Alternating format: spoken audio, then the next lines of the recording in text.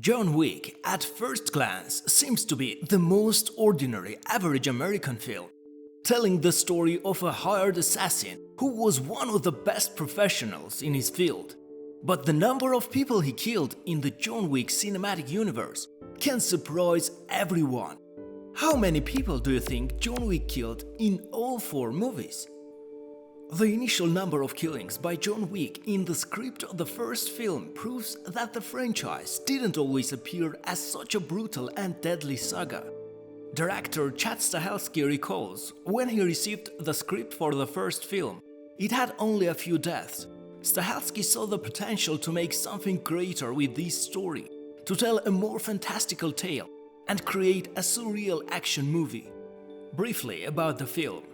After the death of his wife, John Wick experiences a dreadful depression. There is no joy left in his life, and he doesn't make plans for the future. Only his powerful 1969 Mustang and his 4-legged companion Daisy, a gift from his late wife, brighten John's gloomy days.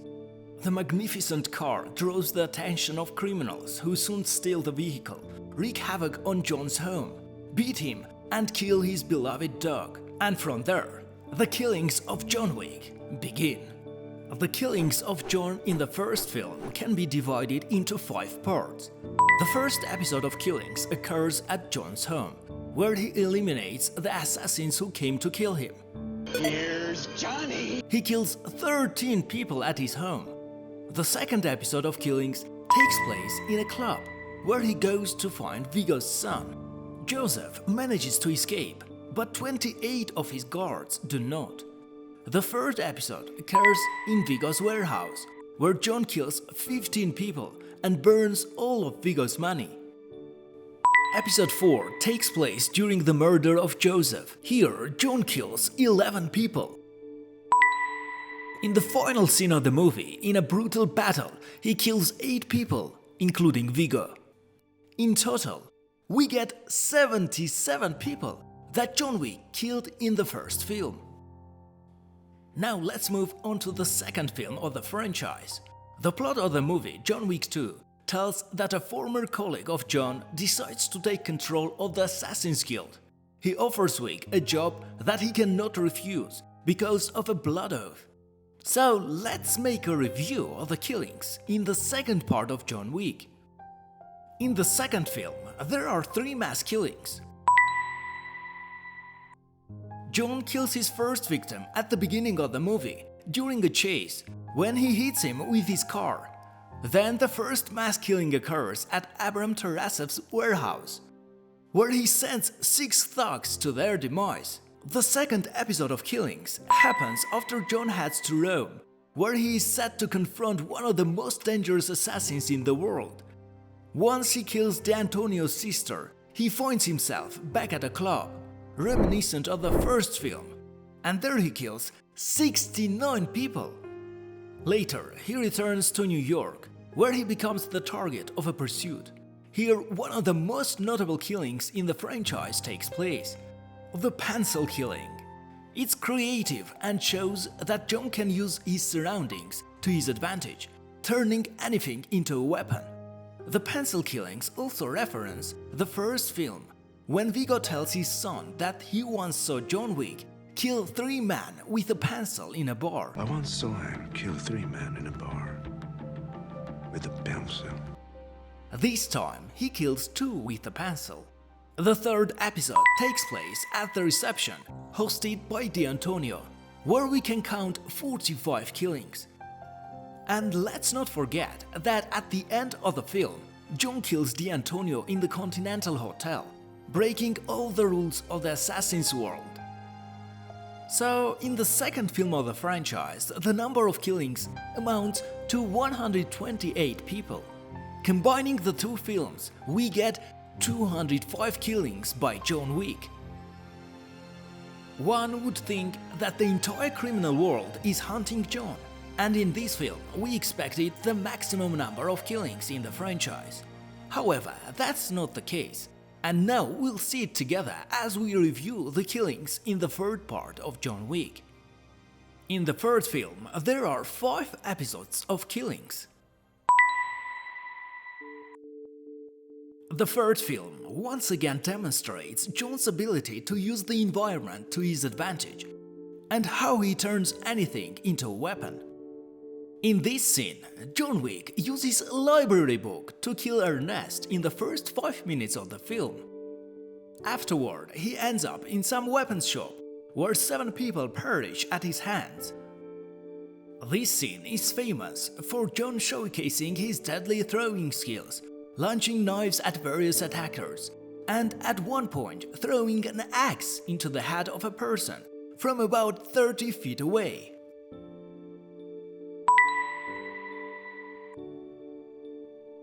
The fight in the stable, which turns into a deadly pursuit, leads to the death of 5 assassins.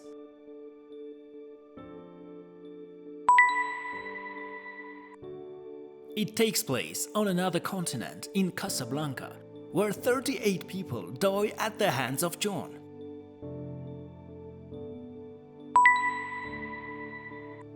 Here we move to New York, where at the subway station and during the subsequent chase, he kills 8 people.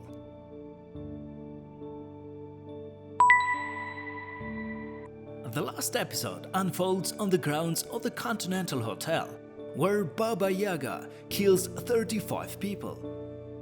And a little fact about the third film: perhaps the original title, John Wick 3 Parabellum, speaks for itself, since John Wick and the High Table are ready to fight for the top position. The subtitle of the film has an additional meaning, as it translates from Latin as "prepare for war." While creating a great action movie doesn't always require a large number of corpses, Stahelski still made John a more deadly character than originally intended in the first version of the script, and built this mythology around him. In the third installment, Wick killed 94 people. The total number of killings across the 3 films has reached 299 people. In John Wick Chapter 4, there are 4 episodes of fights with resulting killings. In the 4th film, there are more notable killings by John Wick. For example, when he returned to the desert and killed the Elder and 3 other people at the beginning of the movie, concluding the storyline of Parabellum. The second episode takes place at the Tokyo Continental, where he kills 19 of the Marquise's envoys. One of the best killings is executed by John using nunchucks. He easily takes down the attackers before shooting them. In the Berlin Club, the tradition of killings in the club is restored, and 12 people die at the hands of John, including a member of the High Table, Killa Harkin. The situation with Killa is also interesting. The fight begins after John slashes his throat with a playing card. Later, the fatally wounded Killa falls from the balcony onto the stairs. The 4th episode of Killings occurs at the end of the film in Paris, where the Marquise's men try to prevent John from reaching the duel. Trying to forge his own path, John Wick confronts countless enemies and shows them how dangerous he can be. While John loves to use his firearms, he also employs knives, cars, his bare hands, and anything he can get his hands on to eliminate his adversaries. In this one episode alone, John kills 105 people. This sets a record in the John Wick universe. In the 4th installment, the number of people killed reached 140. John Wick Chapter 4 turned almost into a video game as Wick progressed through levels, killing all enemies in his path. Imagine 439 people killed over the course of 4 films. Do you think this is a record among other similar action movies? So let's compare it with other similar films where the violence is comparable to the portrayal in John Wick. After the release of the thrilling franchise's 4th chapter, it was confirmed that John Wick's kill count is now higher than that of Michael Myers from Halloween. Across all 10 Halloween films, Michael Myers killed 121 people, while John Wick in just 4 films killed 439 people. One of the deadliest characters still remains Ogami Ito, who in the film Lone Wolf and Cub: White Heaven in Hell killed 150 people. Among Hollywood films, Smith from the action movie Shoot 'Em Up still stands out. By different counts, he killed between 120 to 140 people. James Bond is also deadly. He has outsmarted and outplayed many of his enemies, including fully armed terrorists and professionals more dangerous than himself. However, he doesn't kill just to kill. Many of the people Bond kills are bad guys, and he only occasionally takes the lives of innocent individuals. In total, Bond has killed about 597 people. And compared to James Bond, John Wick takes a backseat. And now, based on our discussion and the movies I've analyzed, we can draw some conclusions. In my list of deadly assassins, James Bond takes the first place. In second place is John Wick. Ogami Ito occupies the third place. Smith from the action movie Shoot 'Em Up is in fourth place. And the fifth place goes to Michael Myers from Halloween. But despite John not being in first place for the number of kills in this top list, we can say that this movie is one of the most brutal ones. That's it. Thank you so much for watching. If you enjoyed this video, don't forget to subscribe to our channel so you won't miss any of the upcoming videos. See you in the next one.